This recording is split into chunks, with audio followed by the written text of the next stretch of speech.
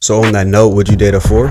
If her spirit is a 10. Hey, good answer. If her spirit can't be no 4 or 5. I really felt some way about you, but you only want to be with me because of what I do, and that's where it sucks. That's where people forget, like, because they wanted Jake, but they didn't want Titus. You know what I'm saying? They wanted to be with the movie star, which was respectful, but it's like, I got feelings too.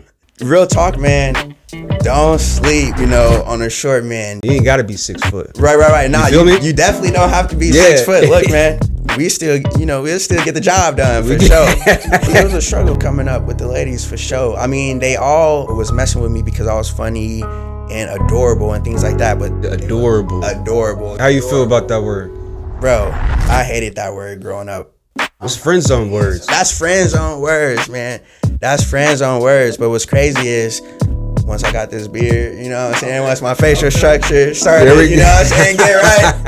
Hey, brother, it went from you're adorable to you handsome now. Oh, yeah, for sure. They on my line now trying to get serious. So it's Because now they see you on the big screen. Now they see me on the big screen.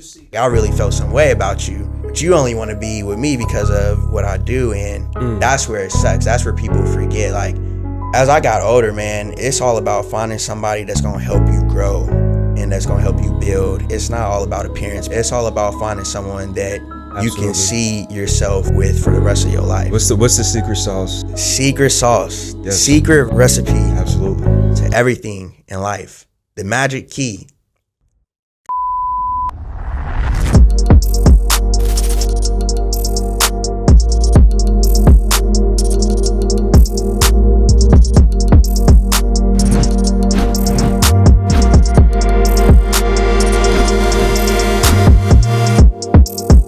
Fully connected.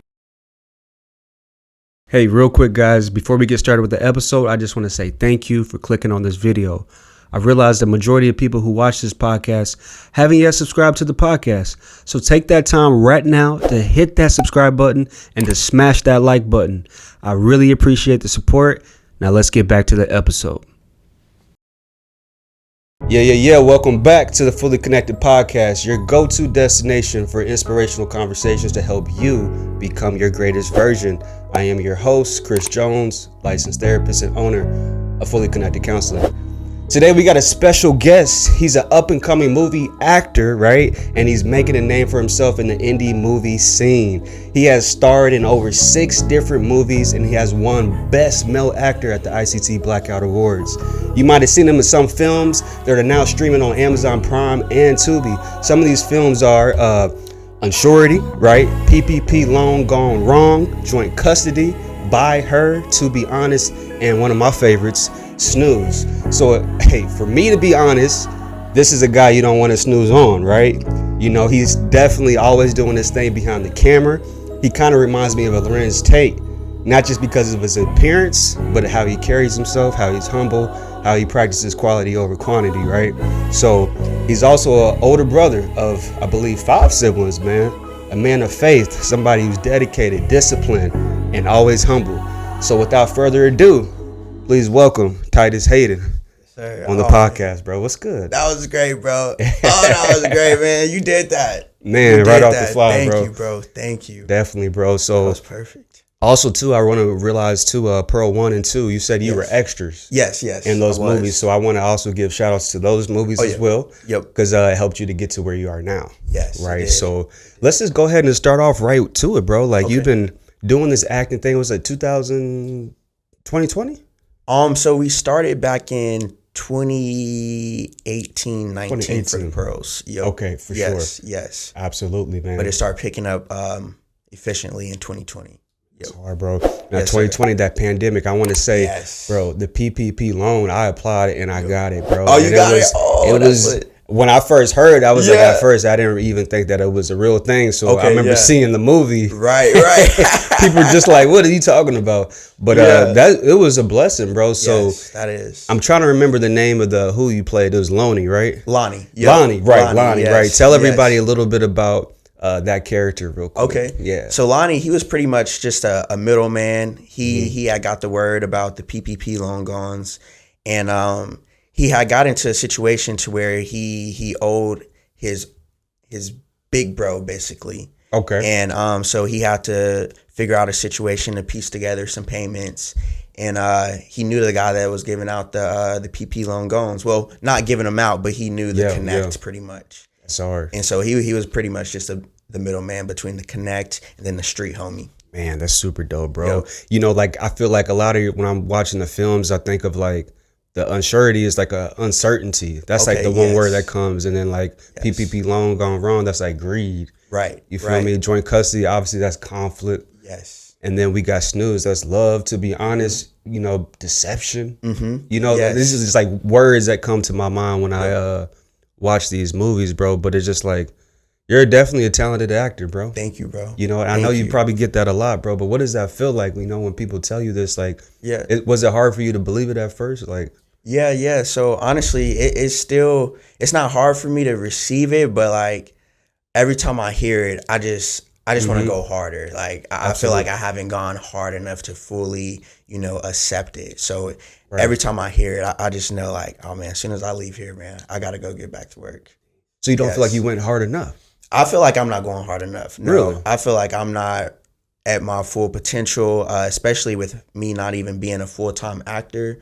I'm still working a 9-to-5 job pretty much.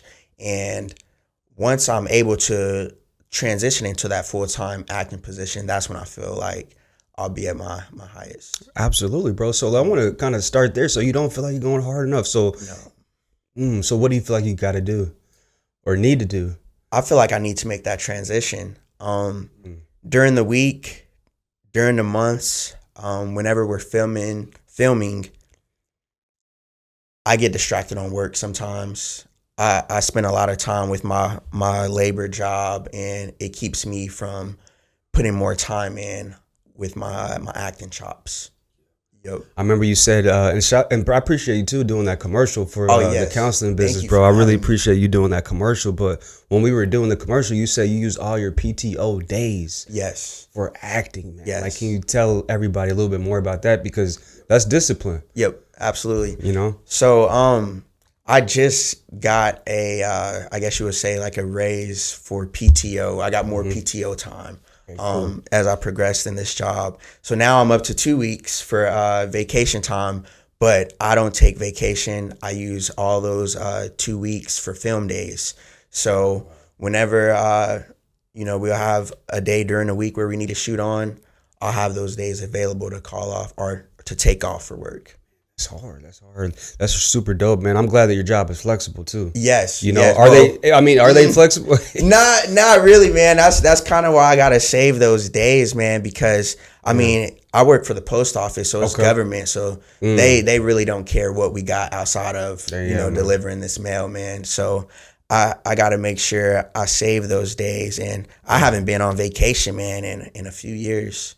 Oh, for real? Yeah, honestly, man. I've just been here. I've been to Oklahoma a couple times just to see some people, but it wasn't really like a vacation. You'll one day though, bro. You'll have that vacation, coming. bro. It's coming. You're putting in the work, man. Yes. And so that's the other thing, sacrifice, bro. That's another word. Like when I'm watching the movies too, I would say By Her. Yeah. That's a movie of sacrifice. Yes, it is. You know what I mean? And it's like kind of like, because I would see some of the clips, I'm like, dang, like, there's some of those questions that a lot of guys don't want to ask, but they ask those questions, you feel me? Absolutely. In that movie. But let's talk about sacrifice, bro, because I feel like that's something else that, we have to do to be able to be great. Absolutely.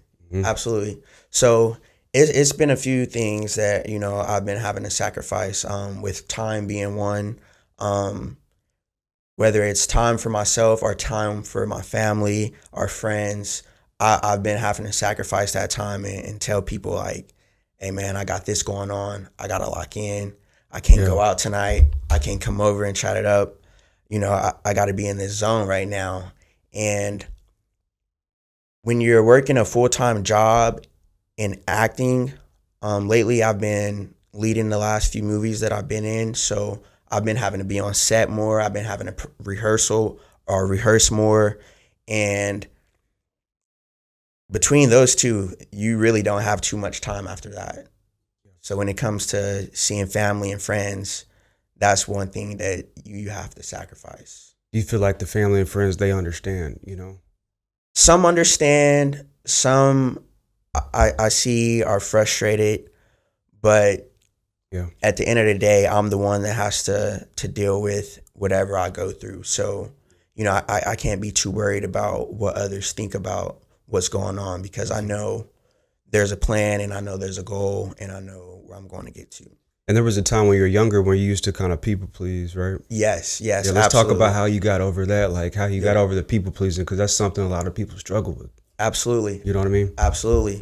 So in my younger days, I just always wanted to make sure everybody was good around me. You know, I never wanted to be the odd man out or anything like that. I always wanted to make sure everybody liked me. Everybody was laughing at my jokes. You know, I was always friendly to be around. And I caught myself doing too much of that. And it was draining me. It was starting to be exhausting. It was altering my decisions on things that I felt truly passionate about. Like I steered away from some of those things, trying to people please. As I got older, I would say time helped a lot, you know, and it just helped me mature into a way to where now I'm focused on what I got going on, because it seems like every time I trust my gut, it turns out to be the best thing for me. Absolutely, bro. Yes. And you said the gut is stronger than the brain, right? Absolutely. And that's scientifically proven. Let's talk about that, bro. Yes. Because not just the gut as far as what we eat, but also that intuition. Yes. And we can't pay attention to the intuition if we're eating all that fried food. Absolutely. Absolutely. So how do you listen to your gut? You know, why do you believe the gut is more important than the brain? Right. So scientifically proven, man, we got more neurons in our stomach than we have in our brain. So whenever you get that, it makes sense. As you get older, it starts to make sense, because now the times where you were in fear, or the times you thought you were right about something, or the times, you know, you felt that warm feeling inside, that was that gut, that instinct, all those neurons, you know, working together, letting you know internally what's really going on. So that's why they say listen to your body, you know, because that's a part of it. And so when you're eating all these fried foods and you're drinking every night, you're pretty much destroying all those neurons, and it makes it cloudy, foggy, and you know, you are what you eat. So yeah, bro, it plays a big part in that. Man, it has to, bro. And I know, like, was there a time where you know, were not following this, you know? Yes. My early 20s, I was out hanging, partying with friends, drinking, eating fried food. Just living out, not even paying attention to what I was really doing to myself. And as I got older, you know, I just started to shake some of those things off and get my life right and get focused on the path that I want to take. Now, speaking of fried food, do you still eat fried food now? Because I know you're trying to, right now you're getting ready for Big Dog. Yes. Right, and you got this workout regimen. Absolutely. Is there any fried food that you're eating currently? If we go, like, to be honest, right? Yeah, like the movie. To be honest, man, to be honest with you, bro, I've cut down with fried foods, man. It's been like grilled chicken and pasta and lasagna. I try to stay away from too many carbs and things like that, but I have not had fried food in probably about 2.5 weeks. I did slip up once and I got some fried chicken, but there we go. Yeah, man, I've been able to eat at home, man, and stay pretty clean. So it's definitely, man. Let's talk a little bit about the movie Big Dog, because when this episode drops, Big Dog is probably already going to be out. Trap 48 might already be out as well. Absolutely. You know, if not, it's probably on its way. So, like, tell everybody a little bit about these movies, because Big Dog, like you said, you look like a whole action figure in this movie. Man. Your first action like film, bro, and it looks like Dre did a really good job on there. Troy did his thing. Let's talk about the Big Dog, bro. Yeah. Hey, man, shout out to those guys, man. Troy and Dre, man. Being on set with those guys is crazy, because their thoughts or ideas, they're just, you know, they're going back and forth, man. And it's just truly exciting to see.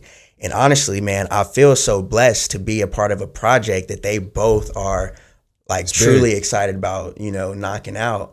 And the fact that I have a chance to be a hero and play an action figure that the younger crowd might appeal to, you know, it's just really exciting because growing up, you know, we watched those action figure movies and things like that, and always just wanted to be the guy, not that guy, but I always just wanted to be the guy that can make someone feel some type of way. Make the kids start saying my lines after the movie, you know. For sure. Who was that for you? Was that Denzel? Growing up, when it comes to action, tough one, huh?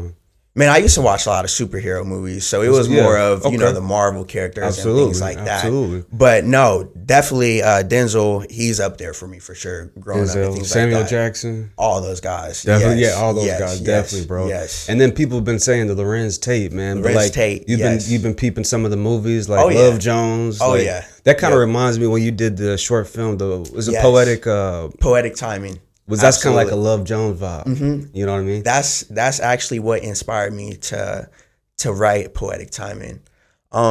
So as I've been growing in my career, I've been focusing more on the paths that others took. You know, that way I can figure out, you know, what I could do better or some choices I may be able to make better. I've been studying Lorenz Tate and his craft, and he has more quality than quantity for sure, and that's something that I aspire to have, because it's not all about just going out and just making work. It's about the work hitting and what does it do for the community and for the people and for the audience.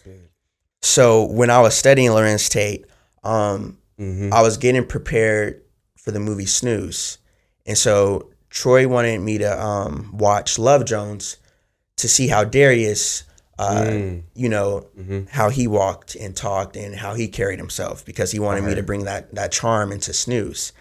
So after watching Love Jones so many times, I kind of fell in love with that movie, and I just wanted to recreate like a modern day Love Jones cinematic film. Renaissance man, right? Yes, you know what I mean? Definitely, bro. Do you remember any Lorenz Tate lines that maybe we could hear? Lorenz Tate lines? Or even like just any actors or impressionations or... So I will not lie. Impressionations is one thing I am not good at. You're not good. I appreciate the honesty. I try it when I'm by myself, but I always feel like I'm being disrespectful in a way because I'm not hitting it the way, you know, it's supposed to be. For sure. Yeah. This actually, I like that, man. I never thought about that way, but yeah, for sure. Cause like, hey, I really like this actor. I want to make sure I do it right. Do them justice. Yes, do them justice. You know, some people are really cold at it, but I mean, it is what it is. You just got to know your lane. Absolutely. And that's something I feel like you know how to do. Like you know your lane, but then at the same time, like you're not afraid to step out and do stuff like Agent Corn. Absolutely. You feel me? From like the Jody or, you know, all these other actors, bro. So it's just super dope, bro. But like, what was that feeling like seeing your face on the movie screen at the Warren Theater, bro? Because that's something that it's just like we all grew up, or at least I grew up watching the Warren movie theaters. You know what I mean? Now it's Regal, but what was that like for you? And like your mom probably there watching and everything, man. Yeah, man. Oh man, it was very exciting. Like you, I grew up going to the Warren Theater to watch movies and things like that. And I literally remember telling myself, like, I forget what movie I was watching, but I know there was one moment where I was sitting in the theater and I'm like, bro, I want to be on this screen and have all my family and friends coming to watch me. Yeah. And that was probably about 14 years before that actually happened. And so when that did happen, the first time it happened was in Pearl 1. That's when I first seen myself on the Warren screen. And it was an extra role, but I was so excited to see myself on there, man, because I'm like, yo, I remember when I told myself it was going to happen. And now it's here, man. So like, it's crazy, man. I was pumped up. I was in my seat. I was just so excited, man. I was sitting still and everything, but inside, man, I was doing backflips, cartwheels, all that good stuff running around in my head, man. It was a great feeling. Oh, it had to be, man. And even though you didn't even have like a role in those first two movies, like it just seeing yourself That's love. That's love, Yes, bro. That's super great. dope, bro. I was gonna ask you too, man. Like, do you feel like staying here in Wichita could hold you back as being the best actor you could possibly be? I don't think so. Yeah. I honestly believe I can make it out of here, especially with the teams that I work with. Facts. Those guys are great. Shout out to Brave Films and Drew Vision. Yep. Those two teams are great. They are Hollywood. I don't care what nobody says. They are Hollywood, Kansas. And I feel like the only thing that's stopping me back, that's holding me back right now, is time and opportunity. I don't have that much time to go out and take the opportunities outside of this state. But as these two teams pick up and they're getting faster at putting out movies, it's more opportunity for me to get here. And honestly, man, I feel like I can make it straight out of here. That's my plan, man, to show the world that literally right out the mud, right out my city, no acting classes. I didn't go out to Hollywood. I didn't go out to New York to do all this, man. I got it right out the city, and now the whole world knows me. So this is all intentional. Yes, to be able to make it like homegrown. Absolutely. That's what it's all about. Yes. Do you know any actors who have done that? They didn't go to New York. They didn't go to LA. Do you know any actors off the top? Not off the top, because not to cut you off, but Lakeith, did he do something like that? Lakeith Stanfield. I remember he did like I think so, actually. Straight out. Straight out. I don't think he took any acting classes or anything like that. Yeah, he was like in a modeling agency, I think, right? And it got picked up then. So it happens like that as well.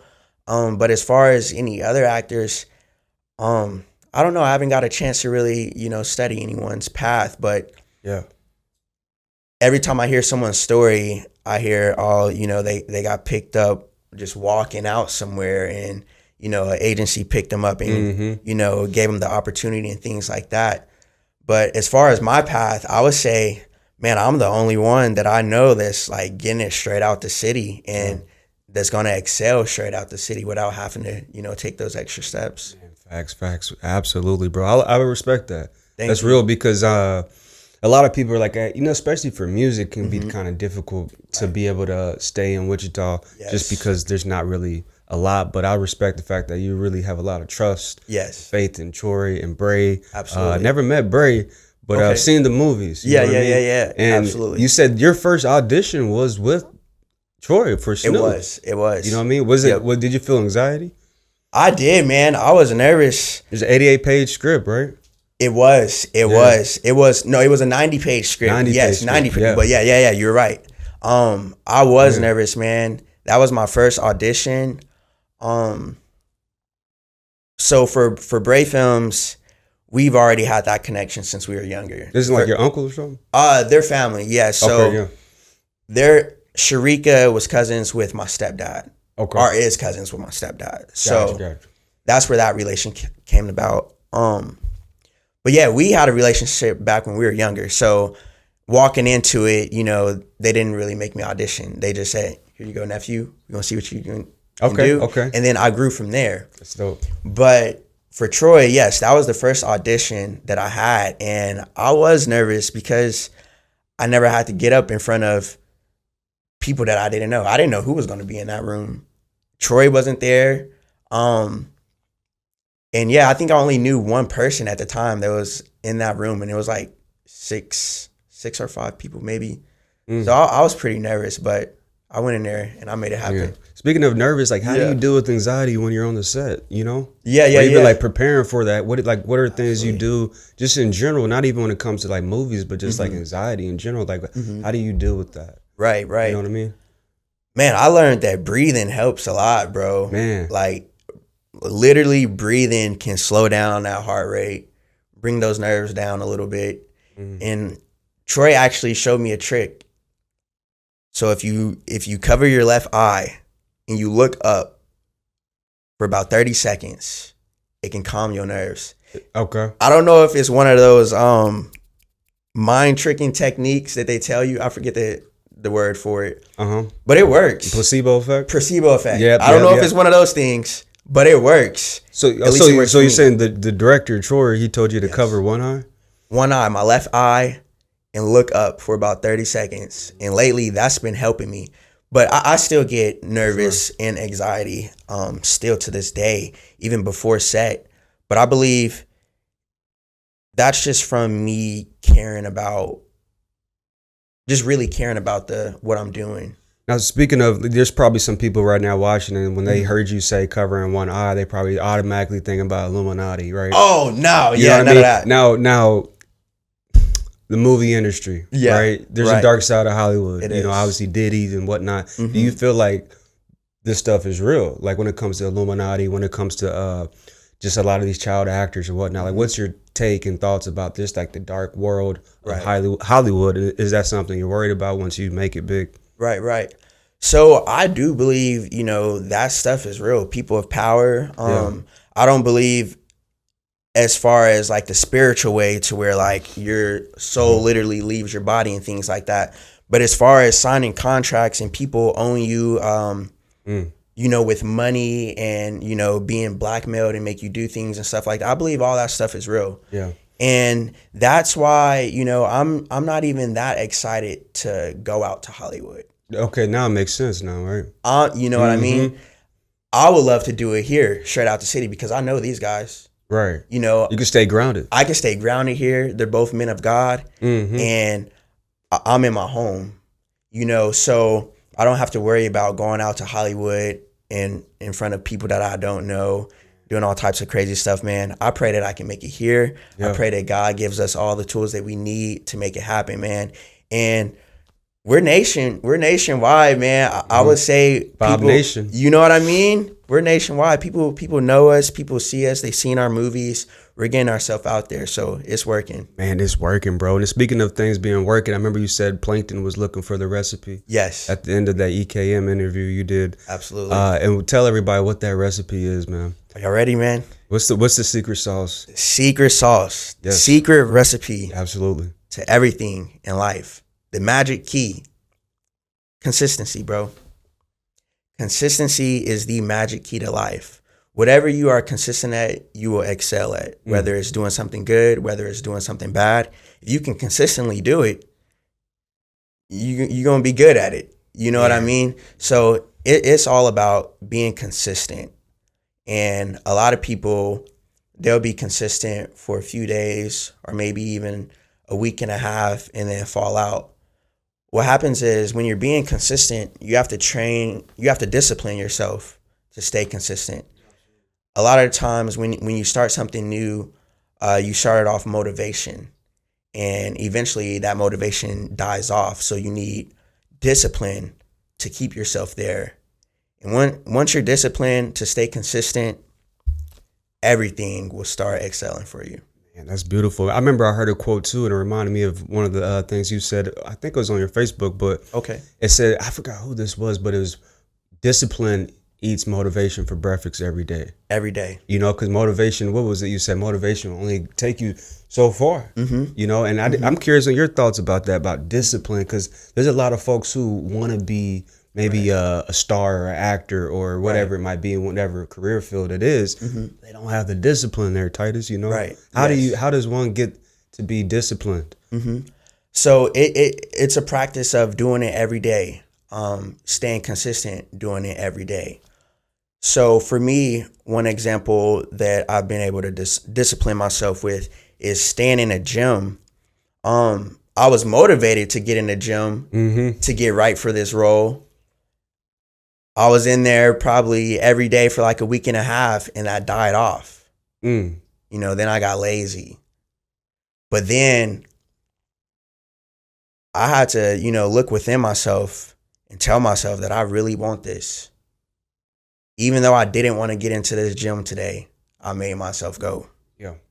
Even if I didn't do a full workout, I still got in there and did some cardio and I did a few push-ups. I just disciplined myself to do the things that I didn't want to do. So now I'm at the point to where, man, I can't wait to get in the gym. So I'm no longer motivated to get in the gym. Now it's just, now I just got to get in there. Now it's a part of my daily habit, so you need discipline because once that motivation dies off, it starts to chip at your confidence. It starts to chip at everything that's inside of you, and it just starts to roll down into a big ball of depression for some people. Sure. And that's where they fall off. Were you ever at that point where you were feeling depressed, you didn't feel disciplined, and how did you get yourself out of it? So I will say back a little after COVID, I was a little depressed. I had got laid off, not just me, the whole entire company. We got laid off, jobs weren't hiring, movies slowed down, and I was depressed for a little bit because I didn't know what was going on. I didn't know what I was going to be able to do. And I just stayed true to myself. I ended up finding a smaller job. I stuck with making, so that's when TikTok ended up blowing up. Around the COVID days. That's when TikTok, became popular, and I ended up just doing self-film, and that actually kind of helped me because I got a chance to work with different, or not work with different, but bring out different characters in a faster time. Yeah. What's self-film? Self-film, so basically just where I record myself. Okay. Yep, I'm just doing lip syncs and voiceovers and things like that. Okay. And it actually helped craft me as an actor. It helped work on my chops, my facial expressions. Yeah. And it just helped overall because it helped my fan base. I ended up getting some clips to go viral, so I ended up building a fan base after that. And that's when, I stuck true to what I did. I kept advertising myself. I kept filming myself, and in the long run, it ended up helping me out because now I have a fan base, for the things that I love to do. So you're on TikTok? I am on TikTok. You got a pretty good following on TikTok. Though. I got almost 50. I think I'm about a few hundred short, but I almost got 50,000 followers. Hey, so bro, it's growing. Okay. Yes, sir. I think I remember seeing one of the clips you had on Facebook when you were like kind of doing a voiceover or like there was like a lady like in her car. Yeah. Can you tell everybody? Yes. How would you describe this, right? Oh my goodness. Okay. Yes. So that voiceover, somebody did a voiceover over a advertisement video for this truck. Okay. And this man named Super Ray 14K. You can look him up on Instagram. Okay. He did a voiceover to that.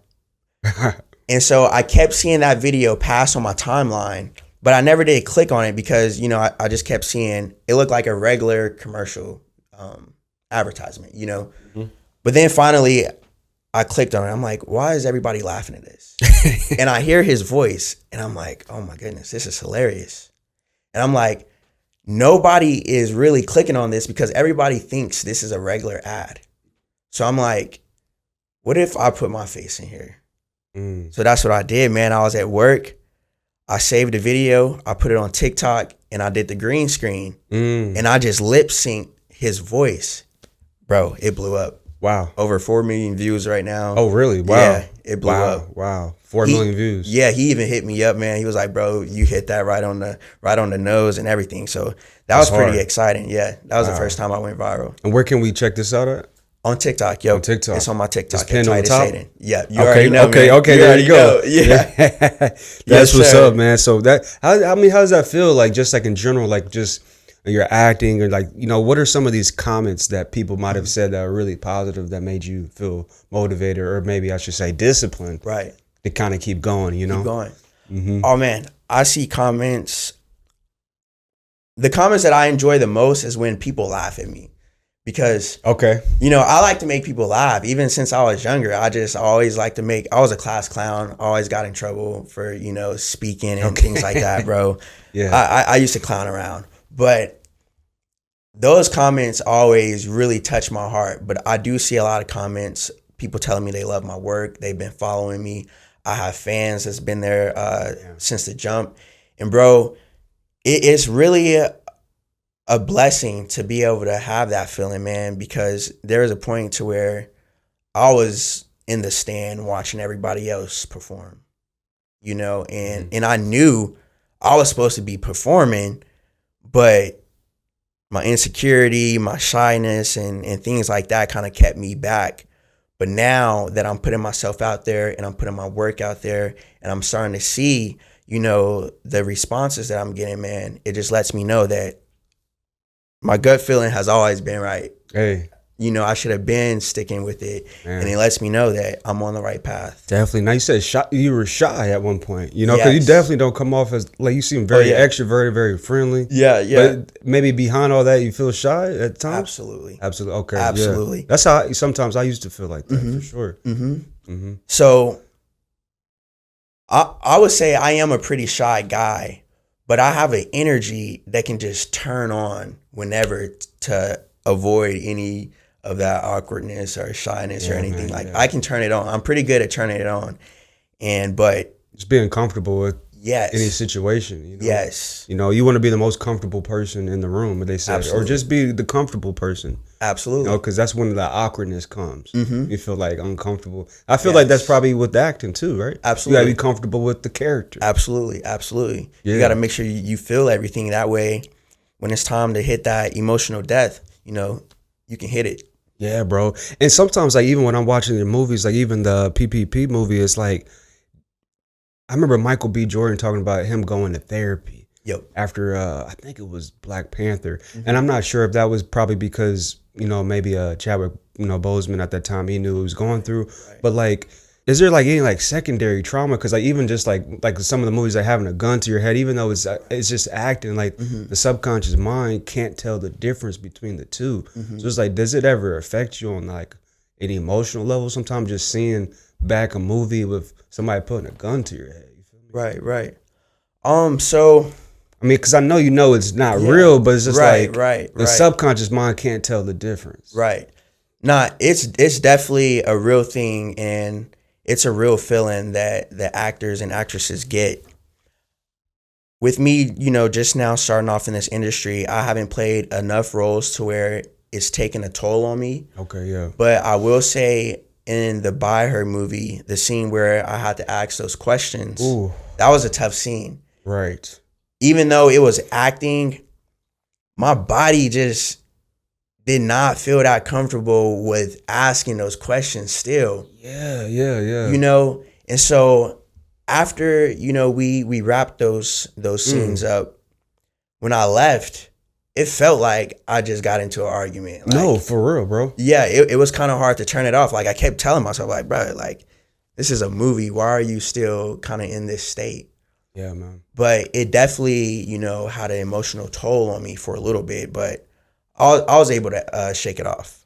Yeah, bro. Yep. That was some lines right there too. When I saw it, because like I'm like, wow. I'm gonna be honest. The first thing when I saw that, I was like, well, did his mom in the did his mom in the movie theater watching this? Like, how did mom feel? Because at first when I first saw it, I saw the clip. Yep. But then, you know, then I saw the movie. I'm like, there's more questions he has.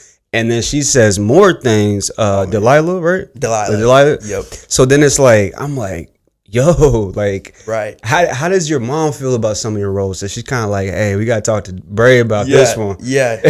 So, man, my mom is super cool, bro. That's super dope. Man. She's super cool, chill, laid back. And she's actually a lot more shy than me. That's where I kind of get it from. So when it comes to, you know, speaking up on stuff like that, she won't really say nothing like that. That's love. Yeah, and I don't think I've played a character that, you know, she wasn't feeling or anything like that so far. But no, we really haven't had any conversations about my roles or anything like that. You know, she's just excited that I'm doing it, and she's happy that I'm going. Yeah, that's really. It kind of reminds me of you know, Kanye's mom. Yep. She was very supportive of like everything he did, and like obviously it made his head super big, but like it made him believe in himself. So it's like, it's really cool that, shouts out to your mom, man. Like, shout out to my mom. For what's her name? Janelle. Shouts out to Janelle, your mom, for being able to support you in all the roles that are handed to you. But to go back to that By Her scene real quick, like you talked about how it might have triggered some insecurity, you know what I mean? Like, you know, and then obviously like as a you know, man, and some of those questions, like there's guys who think that, may not want to say that, but at the same time there's that insecurity. Like I'm guessing it might have reminded you of maybe a past relationship. Yeah. You know what I mean? Not really, because I haven't had any relationships that nearly had any of those questions. Yeah. But I've definitely had some relationships that had me question, like, you know, what you doing, you know? Right. Yeah, absolutely. But as far as that movie, Anthony, it was his choice, you know, for her to go out and do that, you know? Yeah, it's tough. So I would say, I've never had to ask any of those questions. Yeah, for sure. Yeah, and even like when I have clients, when they ask those questions, I tell them, hey, really that coming from an anxious attachment type. You feel insecure about yourself and this and that. But like, you know, I did want to, if you felt comfortable, want to speak on like one of the comments you said about the height. Yes. You know, and then a lot of the times, you know, as you know, and I'm 5'10", you know, I don't feel like I'm, you know, a tall guy, but like I've been, you know, people have said, I'm not tall enough, you know what I mean? And I wanted to kind of just clear the air, because research shows like about like 70 to 80% women prefer a guy that's their height or taller. Straight up. And so it's like, can you just let them know about why short guys, respectfully, right, still have it, man. So all the women out there who hating on people who may not, you know, us 5'10", 5'8" kind of guys, can you just break the air and kind of let them know what's going on about what's going on? You know what I mean? You ain't got to be 6 foot. Right. Nah, you feel me? You definitely don't have to be 6 foot. Look, man, come on, man. We still, you know, we'll still get the job done for sure. Yeah, absolutely. We still make the same money. Right. Okay. I may even make more than a lot of these 6 foot guys out here. Come on. Tell them. But real talk, man. Don't sleep on Titus, man. Don't sleep you know, on a short man, because one thing I learned about, you know, looking at women, whenever I put a limitation on to what, you know, I'm appealed to, it kind of limits, you know, the good women that's out there. You know what I mean? So as I got older, man, it's all about finding somebody that's going to help you grow and that's going to help you build and things like that. It's not all about appearance, because, man, as I've been in this industry, I came across a lot of pretty women, you know, a lot of beautiful women. Oh, yeah. And, you know, once I get to talking with them, and, you know, it's like, it's not all that or what you think. You know what I mean? Oh, yeah, I definitely do. It's really not all about appearance, you know. It's all about finding someone that you can see yourself with for the rest of your life. So on that note, would you date a 4? Would I date what? Somebody who's a 4.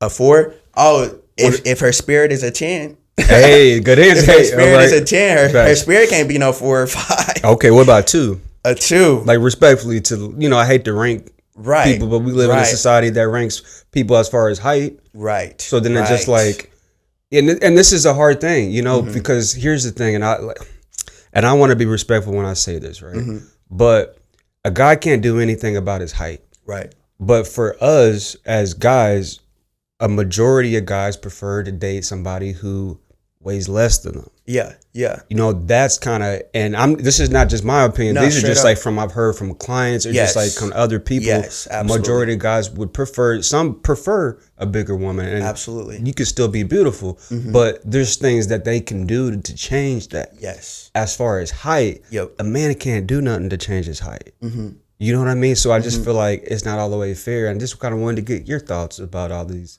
limitations people put in these modern dating. Straight up. You know what I mean? Yeah.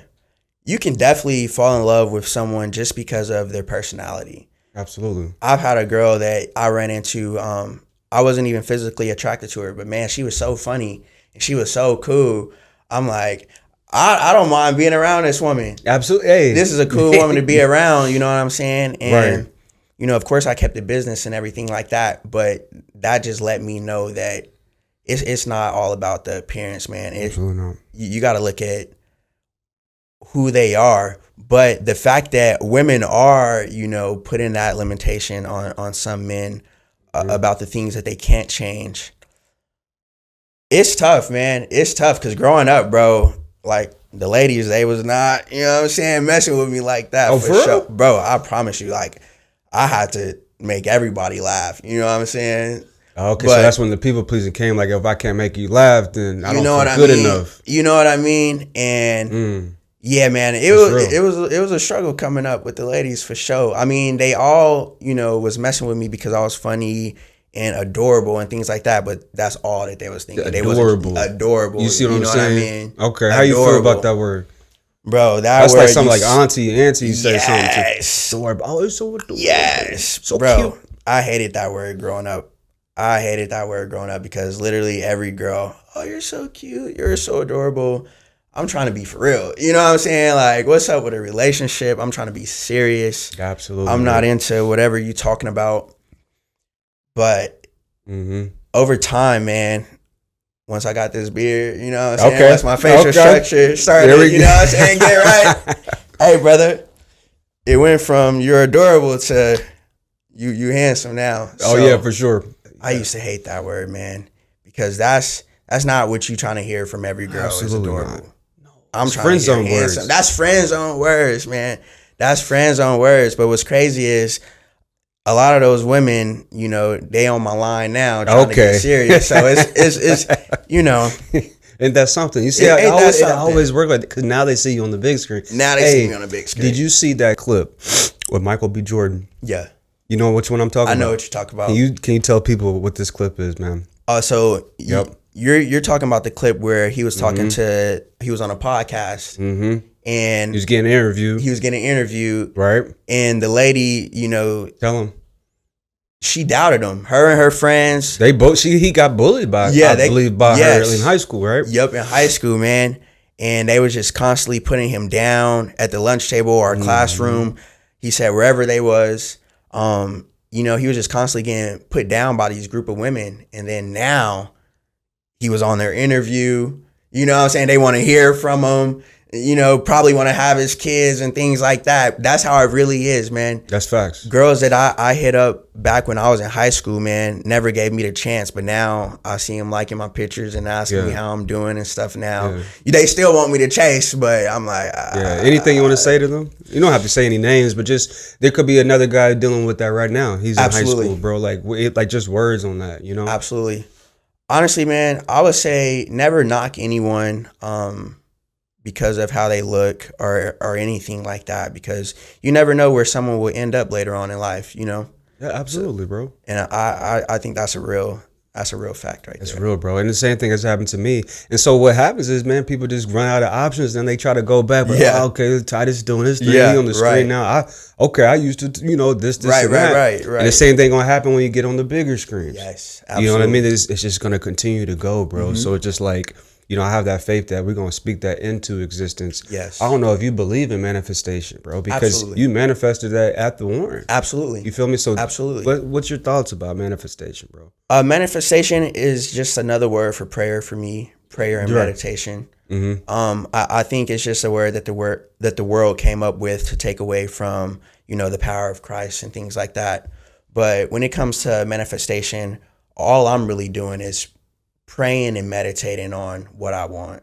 That's what I call it. But for sure. I will say meditation because that is the word and term that the world uses now. But exactly. And Jesus meditated, man. How do you walk across water without doing that, right? Right. So a lot of people a lot of times when you talk about meditation with Christian folk, they kind of get, you know, worried and this and that, but it's like, yo, he was out there meditating in the desert. Yes. He had to have it's in the Bible. Straight up. You know what I mean? Straight up. You got to focus on yourself. You got to. You have to. Because if not, you start trying to please other people. Yes. You know, and then now you get out of your frame. Yep. You know, forget who you are. Get out of the frame. When you get out of the frame, the lens can't shoot you. Right. We want to stay in the frame, right? Come on. We definitely need that focus. Man. So I know, like what you talked about too, you meditate on the lines, right? To be able to remember these lines. Right. And then even if you mess up, I'm assuming it's almost like, I look at it like kind of like rapping. You know, you mess up, like they talk about if you mess up on stage, you want to continue the flow. You got the rhythm, figure out something else to do. Or even like when I would DJ, the music go out, but you don't tell people that. Right. You figure out how you get on the mic and try to maybe like, you know, do some, make sure y'all tip the waiters. Right. Something till that, till it gets back. That space. Exactly. Absolutely. How do you feel in that space? In that space. So And that's kind of why I do meditate on my characters and my lines. For when a time like that does happen to where either me or the co-star that I'm in the scene with fumbles over a line, well, I've meditated on this role for so long. I kind of know this person, so now I can basically improv something new to keep that flow going. Yeah. I'm not too big of a fan of improv because I like sticking to the script. And if there's a story to be told, I don't want any subplots or anything that I could say messing up the story. So I'm a guy that likes to stick to the script. Okay. But I will say improv is important to have. That way, when it's time to keep that flow going, you're able to keep going. Definitely. Okay, that surprised me. So you're a stick to the script kind of guy. Yes, absolutely. Okay. When did you realize that? I realized that whenever I got on set and I started working with other people that like to improvise, and the flow was just kind of choppy, man, and it felt like it was taken away from the storyline. But yeah, man, that's why I like to stick to the script, man, because we can get to talking about something else that's not even, that pertains to the movie or anything like that. I always say, like, keep it, like, structured but organic and just kind of let it flow because for me, sometimes it's hard to stick to the script, but at the same time, I see what you're saying, man, because it could get really messy. Yes. If they're kind of improvising and they're doing that, and then now it's just like, okay, what are we doing? What are we doing But, like, now? In life, though, how do we stick to the script in life? Because life don't care about the script sometimes. No, it doesn't. You feel me? So in life, the only script you have is the script that you make. And so that's everything that you do. Everything that you do waking up through your day and going home, man. Every day we have a chance to learn something new and we have a chance to do something new. It's opportunity. I know everyone doesn't have the same opportunity, but another day is an opportunity at something. So you pretty much have to figure out, how you want to write your story, how you want to write your movie, how you want to write your script in a real life aspect. Me, I wake up and I know I want to get this work done. I know when I get home, I want to get on these lines. Okay. And I know I want to work out after that. And then I'm going to have to eat. And so I stick to that routine. I stick to that script because I know if I stay consistent at it, I will excel in it one day. It's real. I like it. And some days are harder than others, but absolutely, that's the script right there. That's the routine, bro. And speaking of like acting and movies, like I was telling you before we started recording about the William Shakespeare quote. Right. And he says, "The world is a stage and we're merely just actors in it." We are. Do you feel like that? Do you feel like we're merely just actors on this stage of life? I do. I will say I can agree to that a little bit. And the reason I say that is because everyone has a character. When you're going to work, it's a character that you're bringing to work. You put on your work character. Your customer service voice and things like that. Your coworker. Sorry to bother you. You know what I mean? Things like that. And then when you go home, or sometimes you may go to a family event or a friend event or something like that, and you may not even want to be there, but you have to put on that character that you're here and you're present at least. Yeah. But when you go home and you're in that room by yourself, you're a whole nother person. Right. So a lot of people don't like that person. Yes, a lot of people maybe don't like some that. People do, but some people don't. Right. You feel me? Right. And so it's like, well, now I can, because even like, do you know like where the word person comes from? Have you ever looked at the word person? I haven't. In Latin, the word person comes from a Latin word meaning persona. Okay. And that word means mask. So then we go back to that Shakespeare quote, mask. Yep. Our persona is a mask. A person, we're this mask. Yep. Who are we? It's all about your character. Yep. Yeah. My coach, shout out Coach Hour in high school, man. Oh, snap. Okay. He just retired. Yeah, he did. Yeah. He went Shout to out Heights? Coach Hour. I did went to Heights. Hey, what year you graduated? 2016. 2010. Yes. Okay. Oh, Hollywood, baby. Hollywood.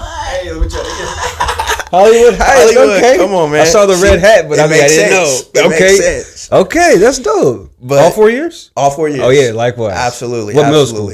Stuckey. Hey. Come on, brother. Hey, I went to Stuckey right when it opened up. Right when it opened. Oh, that's dope. Yeah, That's had it was those green, fresh. blue, red lockers. Yeah. Nobody even touched them lockers. I had the first one. Yeah, I know. What elementary school? I went to Jackson Elementary. Okay. Yep. So I went to Buckner though. Okay, that's Buckner. cool. So Gotcha. so you kind of the same kind of script. Yep, straight you feel up. me? But you were saying when you were at Heights, you said Coach Howard, so you played ball. Howard. I was the manager for the basketball team. Okay. All 4 years. Oh, Yes, nice. yes. Yep. And he was always preaching about character. It's all about your character. So, man, I took that with me. You know what I mean? So now every time I leave the house, man, I carry myself a way that I want to be looked at. And that's my character. You know what I mean? So I will say, I mean, at least for me, life is like a stage and, you know, we're just actors in it. Yep. That's crazy, bro. That's crazy. So if that is the case, that means we can change our role. Absolutely, man. You know, that's the beautiful thing, and yes, a lot of people don't want to change their identity because they like, oh, this is who I am. Right. I'm born like this. Right. But it's like who you are is now creating problems in your life. So now it's time to change the script. Switch something up, man. Get a different role or something, man. Yeah, but what they don't like to improv. They want to stick to the script. Right. You feel me? Right. No, that's a fact. And it can definitely get like that. But sometimes being comfortable, you have to get comfortable with being uncomfortable, because if you get too comfortable, you're going to find yourself stuck and depressed. And that's just one thing that everyone needs to have that leap of faith to do. You know, that's just something that comes in within just being disciplined and not motivated, because once, you know, you're motivated to do something and it dies off. Man, that's real, bro. That's a wrap. How do you get comfortable with being uncomfortable? How does Titus do this? Doing things that I don't like. Doing things that I don't like to do, man. I will say I'm not 100% at it, you know, sticking with it all the time, because I still let my bad habits get me. But I've became a lot better with doing things that I'm not comfortable with doing. And it's opened everything up for me, man. Opened up more doors and things like that. What are some of these uncomfortable things that you used to, you know, have troubles with, you know? Right. Making new conversations, starting up conversation with people I don't know. Yeah. Going to events that I would have never gone to, you know, and pretty much that has been it for me. Just creating conversation and being in places that, you know, I haven't been in before. So like a little bit of social anxiety. Social anxiety, yes, man. It may be hard to believe, but I do not like to be in big crowds. And it is really hard to believe. Yeah, honestly, man. Because I remember when I saw you at the Snooze, like you were very friendly and like warm, welcoming and whatnot, but like big crowds. A part of that character, man, that I put on, man. I can turn that on like that. I can turn that on. Okay. So now this kind of makes me wonder, like, so like, do you feel like since you're a talented actor, do you feel like you can use that in real life? Absolutely. I would say a lot of actors have that tool of being able to mask or portray other things. You know, so sometimes you got to be careful about who you're around, man, because you don't really know what they own. But, man, a lot of times I ran into some people, they're not even actors or actresses, but the way they carry themselves, they probably could be one of the best. Yeah. Ain't that something? And why you say that? Just because of me being able to be deceived in real life. So I'm like, if you can deceive me in real life, I know for sure you could probably deceive the world on camera, especially with some edits and things like that. A lot of the times, you know, some people's character is so much that you can't even see what's really going on until you spend some time with them and let it reveal itself. So that's why I say sometimes you got to be careful about who you're around, because some people can just be putting up a character of just being your friend just because they know you're going to make it, you know, in this movie industry. Ain't that something? That's something you got to look at, you know, you got to look for as well, man. And just being able to have that tool, it makes me more aware of what's going on outside. Okay, so it makes you more aware to be able to see the fake actors and like the fake friends, the fake people around you, the fake girls or whoever it might be. So like, because since you are an actor, I'm guessing like when you watch movies, you can tell like he could probably done better. Absolutely. In that movie or that show, sitcom, whatever it is. But now in real life, you're saying you can see the bad actors. Yeah. The ones that are trying to be cool with you, and you're like, all right, this is not genuine, right? So let's talk about that, because maybe like what's some tips for somebody watching right now who they're not an actor? Like, what are some things they should pay attention to? Right. You know, just pay attention to your relationships with people. Pay attention to what people ask you for, or how they react to some of the things that you say. Pay attention to how much time and energy you're pouring into someone, because it may not be received. And if you continue to do that, when you do realize that, it's going to hit harder than, before. Yeah. So I would say, man, just look out for people that's always in your pockets, people that's always talking about other people. You don't want to be around anyone that's always constantly sounding depressed or talking bad about anybody else or anything like that, man. You want to be around like-minded people that want to do the same things that you want to do. You have to surround yourself with people that are better than you, because it's going to make you want to do more. So now all I pretty much hang out with, is actors, directors, facts. The cast, the crew. That's pretty much who I try to surround myself with now. That's real. Because like even like maybe like in high school or other times in life, like you would surround yourself, I'm just going to assume, just maybe speaking from my own self, like around people who weren't really aligned with the vision that you had or the agenda that you wanted in life. But absolutely, how did you remove yourself from these situations, Yeah. Because it has to be tough. You have these attachments. It could have been like a girlfriend, a family member. Right. Yeah, so I was, back in high school and college, I was always surrounding myself with the athletes. With me being a manager, it kind of just happened. But I was always around the athletes, the cool kids, I guess you would say. Sure. Some people would say. But I realized that I was doing more watching than performing. So I didn't want to be on the bench no more. I wanted to be on the court. And I knew I had to switch that eventually, and I just had to look within myself to figure out what do I actually enjoy? What can I do for free for the rest of my life? And it came down to acting. I thought about what I liked to do when I was younger, church plays and just hanging around. And it was always making people laugh and just basically putting on a performance in front of everybody, and entertaining everyone pretty much. You got a lot of love and validation from putting on the show. Yes, absolutely. And I knew that I had to make that switch once I seen the opportunities. I knew for sure I had to take that opportunity. But I knew if I wanted to be happy in life, I had to do what I wanted to do. That's real, because like you said, you were the varsity manager there at Heights for the basketball team. Yes. You got tired of watching. Yes. And you wanted to get on the, what I on mean? your own court. On You my wanted own to start court. performing versus watching, observing. Absolutely. When do you feel like you started actually living that way? You started actually performing. Right. So it happened after my second year of college. I went to Hutch Community College, and I was a basketball manager for them as well. And once I left there, I just started working, and then that's when I actually got onto Pearl. And that's when I got that feeling. And that's when I started seeing my family members, my friends, even the basketball players. They hit me up like, "Oh, bro, you in a movie now?" It's like they're supporting me now. They're watching. Now they're watching me. Dang. Roles reversed. It reversed. The table had turned, man. That's dope, bro. And it all happened, once I first entered that movie theater and I seen myself. And that's when I knew I can't let this go.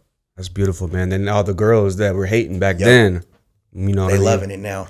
Ain't that crazy? So that's something to really, that's a valuable thing to learn in life, is like stop watching. Right. Stop living vicariously through other people. Absolutely. And start participating in life. Get on the court of life. Yes. Get on the field of life. Literally. But you only can do that if you have to know yourself to know what you like. Right. And so for you, you went back to when you were younger, when you performed, to be able to possibly get validation. Yep. Because being the oldest sibling of 5 siblings, bro, you probably had to compete for attention. Oh yeah. And this is where I'm gonna assume where you had to put on the show, right? Right. You know what I mean? Because now the new baby's born, another new baby, another new baby, another new baby, and now it's like, okay, what about Titus? Right. Let's speak on that, man. So yeah, it was, once that happened, man, I had to be comfortable with playing my role as the big brother. Yeah. You know, taking care of, you know, the little things, trash and, you know, things around the house. And I had to learn that, you know, I'm not the main character anymore. You know, because when I was first coming up, my mom and I, we lived with my grandparents and her sisters. And I was the baby. You know, so I had all the attention. And so then when the attention shifted over to my sisters and everything like that, I'm like, okay. But then instead of, you know, complaining about it or acting out, you know, I just fell in line eventually. And I played that big brother role. Yeah. And, you know, I love my siblings to death, you know, and it honestly, it helps, man. It helps, you know, being that responsibility, having, you know, those younger eyes looking at you, you know, it keeps me on track to know, like, I got to keep going harder, man, because I got to set this example for my siblings. Yes. They asking me for things, you know, I got to keep this drive going. Yes. And so that has played a big role because I don't have any kids, but they're pretty much like my kids right now. You know, I'm making sure whatever I do, I'm doing for them at the moment. That's real. Now, hey, if any of your siblings are watching, if they got this far in the episode, yeah, right. Let's just let them know, hey, he sees you, he loves Absolutely. you, you know, as a sibling, but also as almost like, you know, being able to guide them to the direction they want to go, man. So I know that it has to be such a good feeling. You know, I'm not you know, I'm the youngest, you know, just out of me and my brother. But what is it like being the older brother? Like, was that something that was hard for you to adjust, like in the beginning? Yeah. I would say it was a little bit because I was still used to getting all the attention.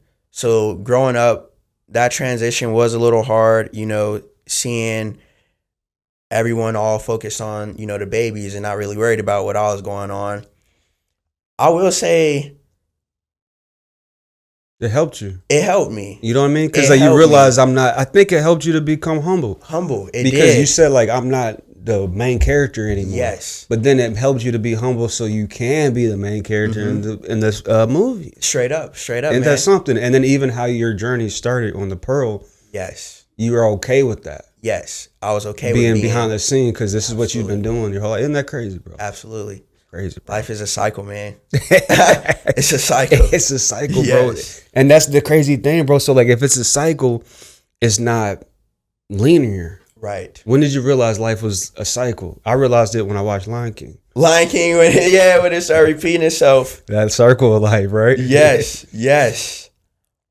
Man, seeing repeated trends come back and just like whether it's politics or styles, styles meaning fashion. For sure. Just things like that. Just movies, obviously. Movies. You know what I mean? Yes, bro. Definitely in movies. You see it like, man, they've already made this. They already didn't made know this. about it. They came out with this 20 years ago. Yep. And here it is again. Yep. Wow. Is there any movies that like come off the top of your head that were kind of like the sequel is better than the original? Because everybody always hates on the sequel, but some sequels, man, like Dune 2. Dune 2. Have you watched Dune? I haven't seen that. I'm gonna have to go check that out. Are you a Star Wars fan? I'm not. Oh, bro, this Dune is like a mature Star Wars, bro. Got you. My roommate told me to check it out. Yeah. That second one is nice. The first one is a little slow. Yeah. But the second one, the sequel is better. Straight up. You feel me? I'm gonna have to check that out. Absolutely, bro. But what's like maybe a movie that you like that most people may be surprised that like, oh, I didn't think you would watch that. Yeah. You know what I mean? Is there any movie that just like, you know, being black, we always kind of we gotta like these certain black movies, which we all watch the cult classics. Right. But like, is there any like movies that are not like, you know, the You know what I mean? Right. Now, okay. I like love movies. Okay. I like love movies, man. I like to see love. I like I really like the older love movies. Okay, yeah. Yeah, I thought you was about to say The Notebook. Yeah. No, that's a good movie. Yeah, though. for sure. That's No, it is. Film. That's a great film. We got to give it. If it's a great one, it's good, right? It's good. But nah, I like the older movies, the older lovey movies, man. Man, facts, bro. I'm an action guy, but yeah, I feel good. I like love. They're rom-com, right? Yes. They're rom-com, right? Yes. Absolutely. Yes. You know, speaking of rom-coms, when we going back to Snooze and you playing the character Jake, yeah, you know what I mean? But you did a phenomenal. That's one of my favorite movies so far, bro. I'm gonna be straight up honest, bro. Yes. I think Troy did it great. I think it just flows. It's really, I like it. Absolutely. It's really dope. But was there a time when you ever felt like Jake? Yeah. You know what I mean? There's a girl you might, because even speaking about this, you know, like, because I know you probably could tap into that bag, go into that bag where you felt kind of like Jake maybe back in high school, right? Right. Because I could relate to Jake in the movie. Yeah. At times when I was younger, for sure. Yep. Man, there's a couple times where I could relate to Jake, you know, about him not speaking up about a girl, you know, he liked back in the day. That's something that I could relate to, you know, just with me being shy and stuff like that. And then I would say once I did start playing Jake, I started to shoot that shot more. I started feeling more confident with my shot. Yeah, it was crazy. But how did that happen? What gave you the confidence? Playing that role and seeing and hearing the reactions that I was getting during the rehearsals, like, oh yeah, Titus, that was good. That was really good. Like, no, yeah, you might actually be a fly guy in real life. Things like that. So I never really knew that.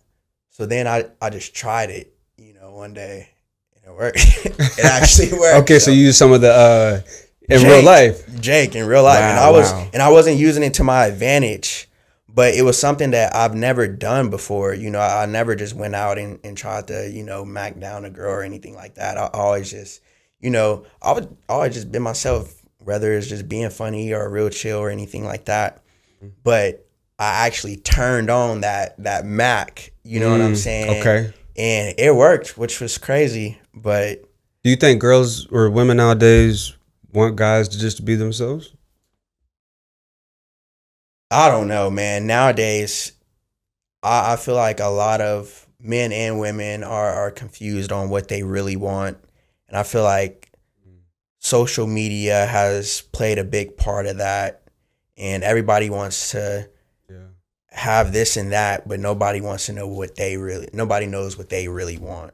You know? Yeah. And or even what they can bring to the table. Because one of my favorite lines too from Snooze wasn't a line from you or Sophia, but it was when Ty, shouts out to Ty, when he was on the date, and he said, what do you bring to the table? Yes. And man, that question I would ask a lot when I was single, and some people may look at that in the wrong way, but it's just like, hey, like, not just only as the man saying to the woman what he bring to the table, but vice versa. Right. You know, because we know what we want. We want this, we want that, we want this. But what can you bring to the table? Just like if you're interviewing for a company, it's like, of course you want this job.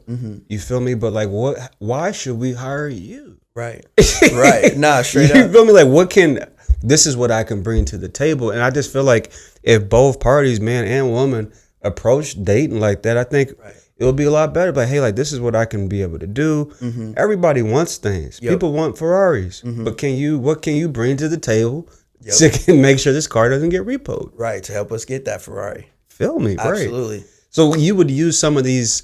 Is there ever a time like you try your acting like abilities out on like random people, because maybe they don't know that you're an actor? Right. Do you ever just like have fun and try something out? Just try like different characters. Yeah. Nah, I haven't, man. That one time I shot my shot at a girl. That was the only time that. That was the only time I used it, man. And it was still you though too. It was still me. You know what I'm saying? It was still me, but it was just I had that oomph of confidence with me.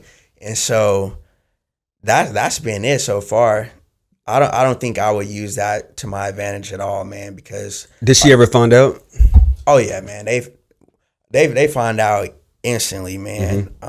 She's like, you just using those acting things on me. Yeah. She didn't find out till later, but okay. Yeah. So she didn't quite come at me like that, but she knew I was an actor, so I'm sure that kind of does that, because even like being a therapist, people are like, like we would go when I would be single and go on dates, people would would try to use that against me.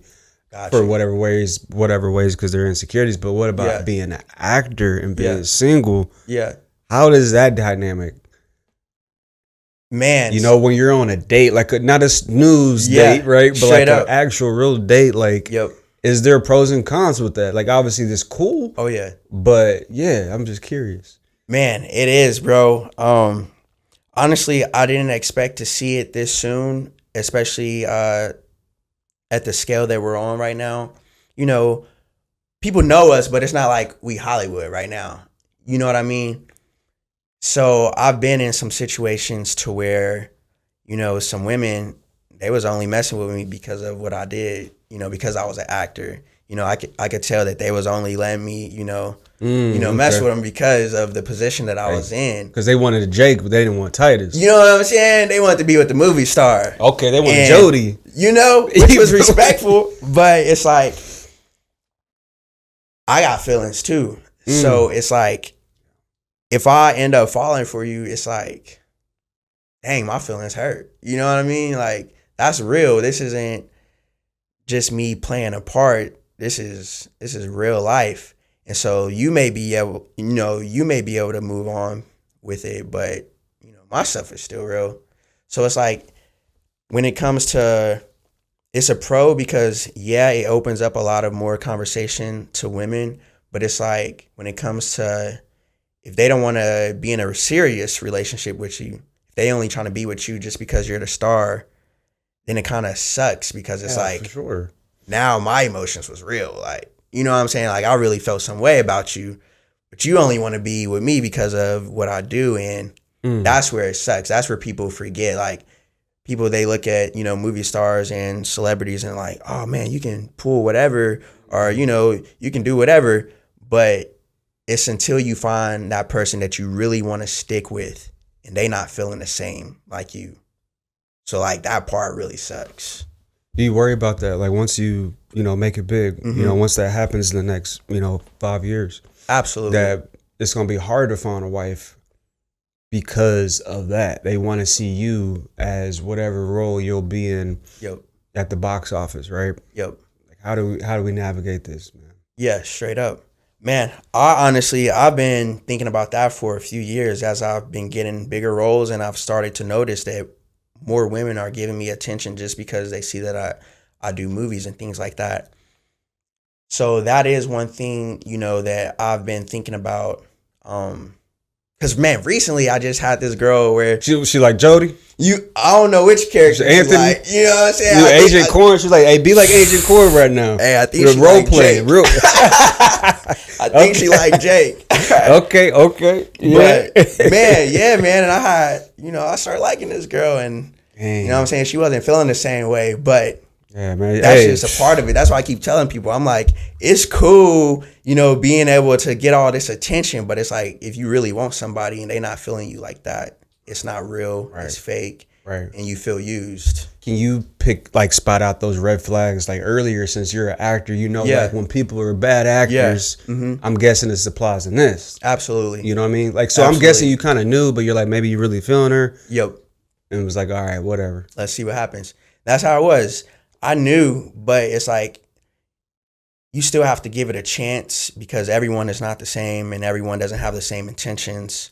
So, yeah. But some of those red flags that you can look out for is them constantly asking you, about what you do, and not really asking you about like why you do it or who you do it for and things like that. It's about how they ask you, and just about, how they react to certain things. And I know for me personally, whenever I meet someone new, I never start the conversation out with, I'm an actor. I always say I'm a mailman if they ask about my job. Oh, yeah. For sure. And I'll let the acting come naturally later on, you know, but sometimes, you know, when people hear that status, they put their best character on. So you definitely have to keep your eyes peeled for, you know, people that just, they look at you like this with their hands open, you know, their eyes, you know, all wide open at you and things like that, man. So one of the red flags is paying attention to when people just worried about what you do and not who you are. Is there other red flags that some of the people watching can pay attention to? Yeah, man. And just look at how supportive they are about, you know, some of the things that you do. Are they really watching what you're doing, or are they just liking and sharing because they know you're going to see that they did that? You know what I mean? So it's just all about, and if you really want to ask somebody, you know, or see if somebody is really about you, just ask questions that you think they may not know. What was your favorite? What was your favorite movie? You know what I mean? That's the question. Yes. Okay, what movie? What movie? What did you like about Jake? Which scene did you like the most? Yes, things like that. Which line was your favorite? See if they're really listening. Yeah, you know what I'm saying.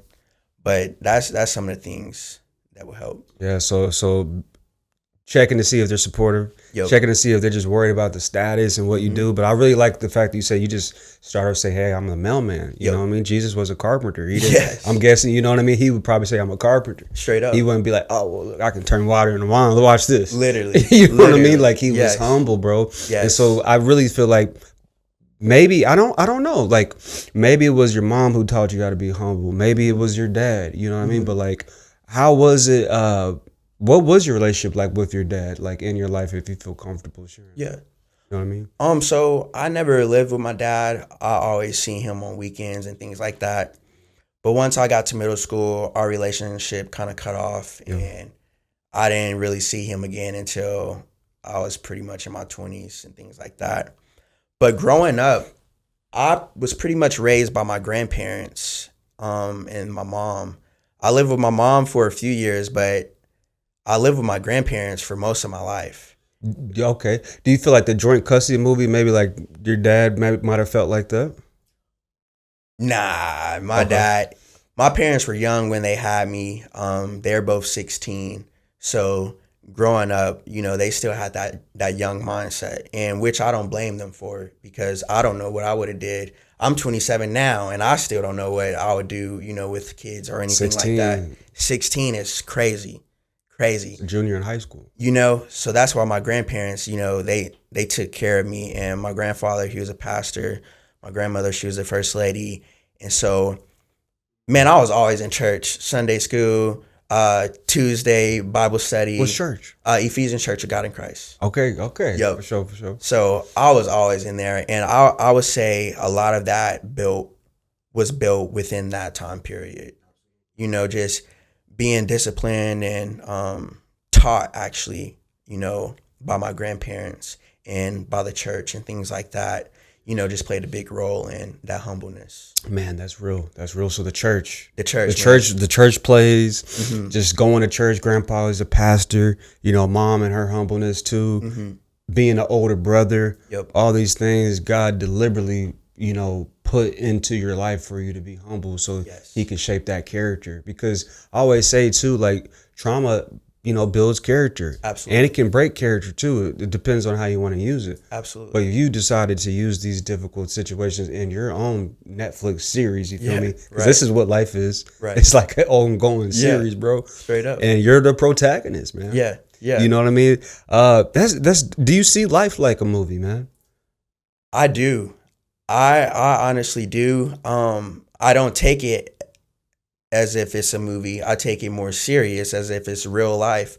But right. I do see it as a movie, man. I see just one big movie of like a everyone, series. Yep, just playing their role, man, and doing their thing. Dang, man, that's crazy, right? I mean, because I've always thought that too. And then, like, once this is all said and done, we probably can watch the movie, and I want to be able to just laugh at all the parts I was stressing on. Yeah. You know, because you know you can do that now. Like, we go back in the past, you can laugh about it. I want to do that when this is all said and done. Watch my movie. It's about, man, watch this right here. Like, I'm stressing about this, but we just laughing. Like, look at this. Straight up, laughing at myself, right? Yeah, that would be just kind of a really phenomenal thing, man. There's a few more questions I wanted to ask you, man. Okay. And one of the other questions I wanted to ask you was just about like what will it take to get to that next level? What is that next? Like, how will you know when you have made it? Right. You know what I mean? Like, what does that look like to you? Yeah.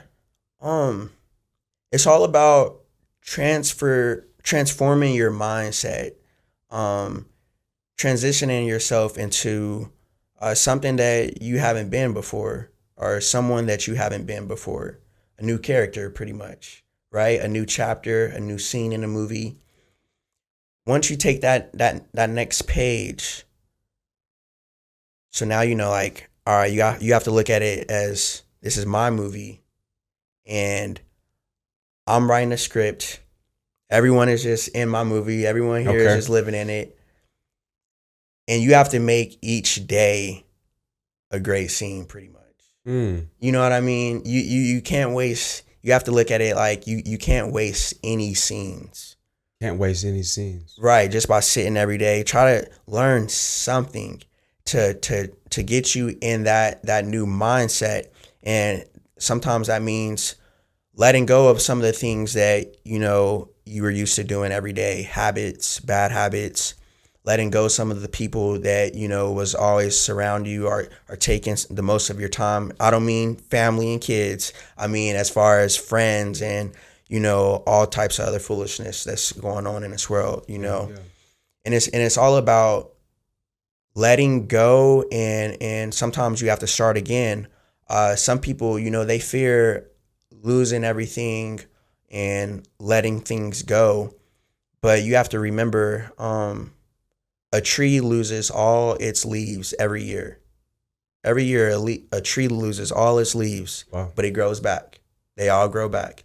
You know what I'm saying? So it's all about letting go and regrowth. You know, regrow yourself into something else. You know. Yeah, that really hit. I like that a lot. There, that was nice. It's very poetic, man. Thank you, man. Very poetic. Is that your first time thinking of it like that?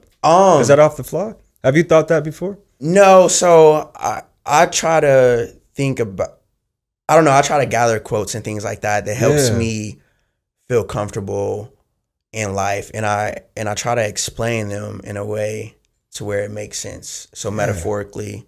No, for sure. I love that. The tree analogy, you know, I love that. I've always said this, you know, I feel like as a man, as a human, as a person, we should be like trees, bro. Yes. It's rooted in something. Yes. It's stable, it's sturdy. You can't just push it over. Straight You're not up. a healthy one.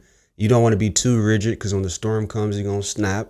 You're going to get angry. You're going to get arrested. You got to be flexible. We can't be too flexible, because you'll be like a tumbleweed in a Wild Wild West movie. Right. Feel me? Right. Which could be a dope role for you. Yeah. You like some Will Smith. Come on, man. Thank you. Yeah, bro. So you want to have that combination of that sturdiness, rooted in something, values, morals, religion, spirituality, whatever. And then you want to be flexible at the top. Right. But like as the, you know, when it's, what they say, the roots in the tree are just as big in the bottom that you can't see as they are in the top. Yes. It's correspondence, as above, so below, as within, as without. Straight up. And so it's like that really connected with me, because let's say somebody's watching right now. They made it all the way to the this far of the episode, right? Got you.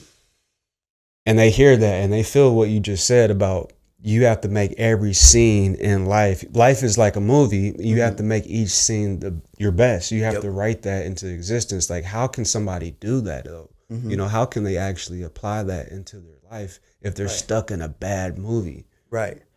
So if you're stuck, man, that's when you think about what you really want and think about the things that's not making you happy.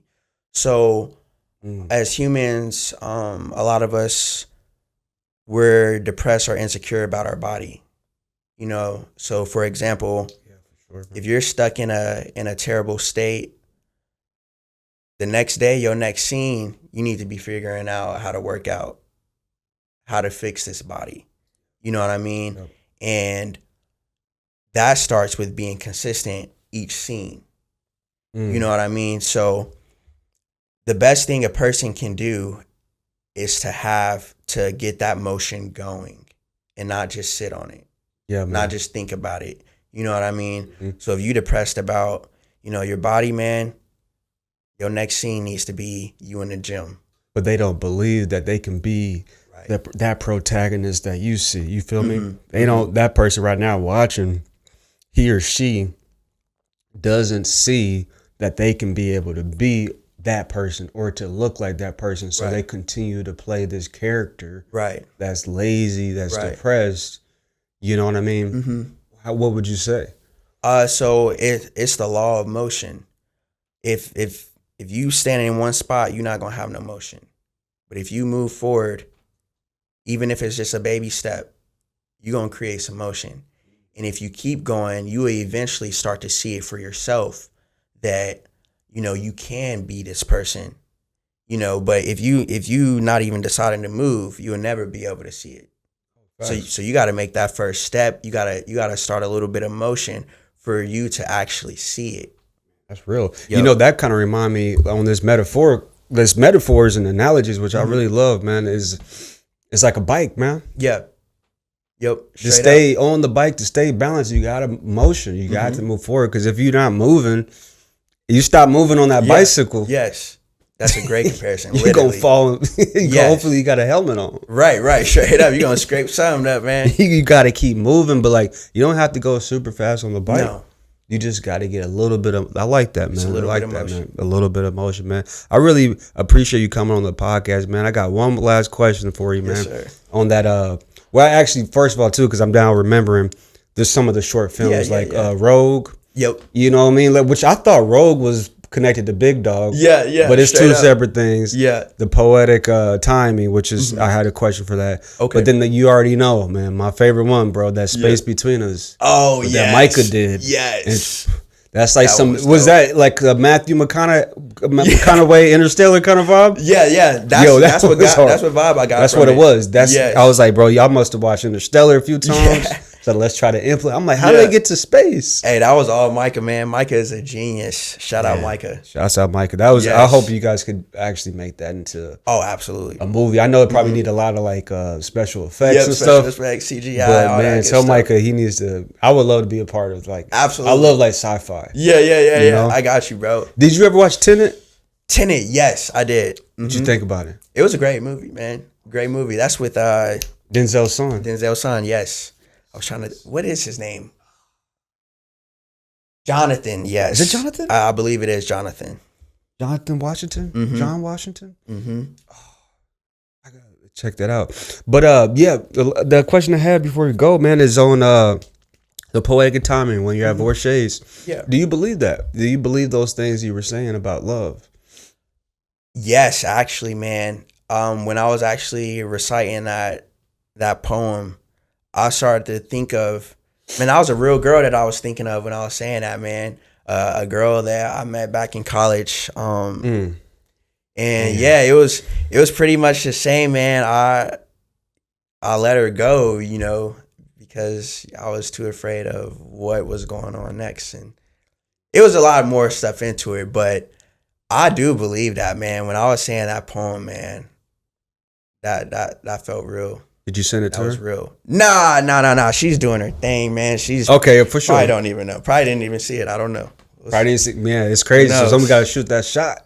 Yeah, facts. Like back then though, but you know what I mean. Like it just kind of like that motion. But yeah, it's that's cool how you can be able to pull from like real experiences to kind of do that, you know. And that's just really cool, man. I really appreciate you coming on the show, being vulnerable, being honest, being transparent, being able to answer some of these difficult questions and then some of the lighthearted ones. I know you're a stick to the script kind of guy. Yeah. As you can see, we kind of go from here to here. We keep it, you know, organized, but at the same time, we have fun and we just kind of let go, man. So I really appreciate you coming on the show. Like I said, Trap 48. Yeah. Big Dog might already be out before this even drops. Come on. Can you tell the people a little bit before we get going what they're going to get themselves into of these two movies here, especially Trap 48? Because I know we talk about Big Dog, but particularly Trap 48, who's your character? Are you one of the co-stars, main characters, or So in Trap 48, I play a supporting role. He's pretty much a pharmacist who lost his sister to fentanyl, and so now he's trying to figure out who supplied her and you know, who's supplying all these drugs, and he's trying to crack that system in Trap 48. Yeah, because Ty said it was almost like you're trapped, like a time loop. It's like a time loop, man. That Tom Cruise movie. Yes. You know what I'm talking about? Yes. The day next or something like that. It's like a war movie with Tom Cruise. He repeats the same day. Yep. He dies and just starts back over. I seen that. Yeah. Sometimes he was killing himself so he can. Yeah. I seen Wild stuff. That was a great movie, by the way. So Trap 48 is kind of like a little bit like that. Like a time loop almost. It is like a time loop. And my character, he's in a time loop to where, you know, he keeps losing his sister. Ooh. Yeah. So he's trying to really get down to the, you know, the nits and grits of everything because he keeps down. Is Alex the sister? No. She his sister is played by another young actress. I forget her name. Okay, yeah, for sure. But Shouts out to her. We'll add her in there. Yeah, we're gonna add her in there. Yeah, absolutely, bro. That's super dope, bro. So one last thing I would ask, you know, when I interviewed Troy, he didn't tell me nothing about Snooze. Oh, the whole interview, he didn't say nothing about Snooze, which is all good. I know he likes to keep it under wraps, but are you able to share any, like, if there are any new projects you're working on or going to work on, are you able to disclose that? Or absolutely. I know there's NDAs and whatnot. Yeah. But like, I just don't want to, you know, you know what I mean? Like, if there is something that's coming, like, are you able to disclose that? You know what I mean? Talk about it. Yeah, I got you. I can say what I can, as much as I can say. So we do have Trap 48 coming up next. We also have Blair coming up with Troy. You're in there. I'm in Blair. Well, we have auditions next week, but I'm in there. Okay. I'm in there. That's what kind of attitude I'm coming with. You know, I already got the role. Okay, that's what kind of mindset you got to have. Walking in, and this is for anybody out there, whenever you walk into an interview or audition, act like you already got that job or that role. That's what mindset you got to have because that's the kind of confidence they like to see. So how do you do it without being arrogant? Without being arrogant? Yeah. Just act like you've been there before. As calm as possible. And just act like you've been there before. You know, just get real comfortable in there. You know, make sure you're speaking up and not fumbling over your words or anything like that. Is that an acting secret? That's something that I've picked up from acting. I wouldn't say it's a acting secret because whenever I watch a lot of interviews, it's always talked about.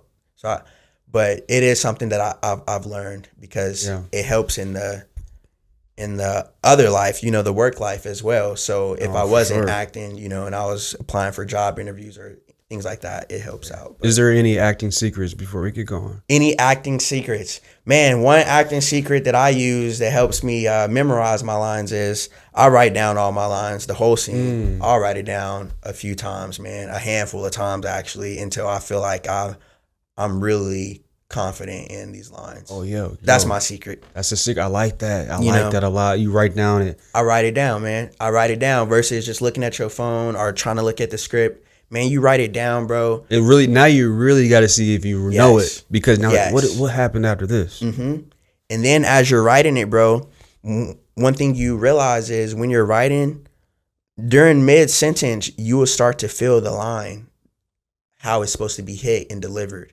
You're like, now I see, you know, what the writer's going for in this scene. So you become the writer, like you put this empathy, you put yourself in the shoes, like the writer, whoever the director is, who's writing the script, and now like I'm gonna write this. Yes, it slows down time, gives you gives you time to think and gather those emotions, man. Do you do that with life too? Do you journal? I don't journal, no, but in a way, I've been writing skits. I don't like to call them skits. Like a sitcom? I've been writing short films. And in a way, I've been kind of portraying, you know, some things that I got on my journal, I guess. Man, any way that you can be able to be contacted? Like, you know, if there's people who want to book you or people want to reach out to you, how can they get? Absolutely. How can they connect with Titus? So all my social media platforms is at Titus Hayden. Everything. Titus Hayden. Everything. Facebook, TikTok, Instagram, Google. Wherever. Right. It's all at Titus Hayden. And there's no other Titus Hayden, because when you Google that, it's just like, boom. It's perfect for the acting world. Yeah, absolutely. It's a nice name. Thank you, bro. How did they come up with the Titus? Is that like biblical? Biblical. Okay. Yeah, with her being in the church and everything. Yep, she blessed me with that name. What's that name mean? It's strength. It comes from strength and power. It's really a Roman name. He was a king back in King Titus. He reigned for 2 years. I forget where specifically. Man. Well, this Titus is gonna run for way more than 2 years, man. Way more. Come on. So I appreciate you guys tuning in all the way to the end of this episode, man. Yes. Make sure you guys smash that subscribe button, hit that like button, share this video with somebody who wants to become an actor, or maybe even somebody struggling in life who can benefit from these acting tips and tricks and whatnot, man. So once again, this has been another episode of the Fully Connected Podcast. Titus Hayden right here, man. Great conversation, great guy, humble, dedicated. Man, just awesome, man. We're excited to see what he has. Looking forward to seeing it. And yeah, man, we'll sign out. Take care. Peace. Peace. Definitely, bro. That was great, bro. Oh, man. Fully Connected.